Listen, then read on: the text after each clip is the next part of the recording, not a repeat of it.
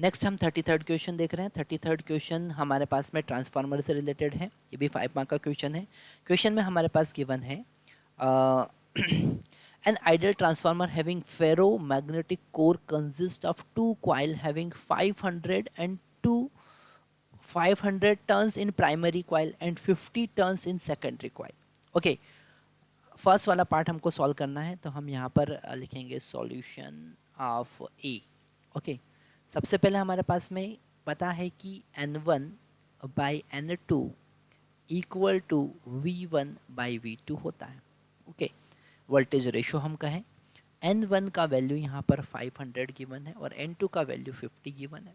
ए part क्या है, what is the voltage across secondary coil if RMS voltage across primary is 240, तो यहाँ पर V1 का वैल्यू कितना है 240 divided by V2, V2 calculate कर लो, ये कैंसिल हो जाएगा। V2 का वैल्यू हमारे पास में आएगा 24 वोल्ट। ये एक स्टेप डाउन ट्रांसफार्मर है ना। तो यहाँ पर V2 का वैल्यू हमने कैलकुलेट किया। अब हम बात करते हैं बी पार्ट के सॉल्यूशन की।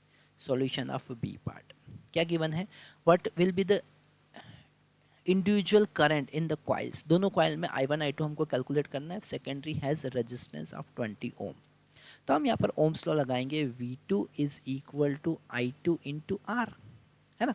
तो V2 का वैल्यू 24 है, I2 का वैल्यू हम यहाँ से निकाल लेंगे और R का वैल्यू कितना है 20 ओम गिवन है। तो यहाँ से I2 का वैल्यू हमारे पास में आ जाएगा 24 divided by 20 that is equal to 1.2 ampere. ये I2 का वैल्यू आ गया। ओके, अब I1 का वैल्यू गिवन है तो निकालना, तो I1 by I2 is equal to opposite turn ratio होता है N2 बाई N1 लिखेंगे, है ना। N2 बाई N1 लिखेंगे, है ना। N2 का वैल्यू कितना है 50, यहाँ पर 500 है, ये जीरो कैंसिल होगा, है ना। यहाँ पर I1 का वैल्यू हमको कैलकुलेट करना है 1/10 into 1.2 that is equal to 0.12 ampere. ये I1 का वैल्यू हमारे पास में आया, है ना। बड़ा इजी क्वेश्चन था, फिर भी हमको 5 मार्क्स देकर जाएगा। तो सबसे पहले हमको यही ध्यान देना है कि कौन सा क्वेश्चन इजी है दोनों में से, और हमको ज़्यादा अच्छे से समझ में आता है और हम कितना इजीली उसको सॉल्व करते हैं, टाइम जिसमें कम लगेगा। तो ये सारी चीज़ें हमको प्रैक्टिस करने से ही पता चलता है। जब हम क्वेश्चन सॉल्व करते हैं सारे, तो ये हमको सारी चीज़ें पता चलती है। जितने ज़्यादा से ज़्यादा आप प्रैक्टिस पेपर सॉल्व करेंगे, उतना ज़्यादा मार्क्स आप गेन करेंगे, उतने ज़्यादा कॉन्फिडेंट होंगे जब आप एग्ज़ाम देंगे।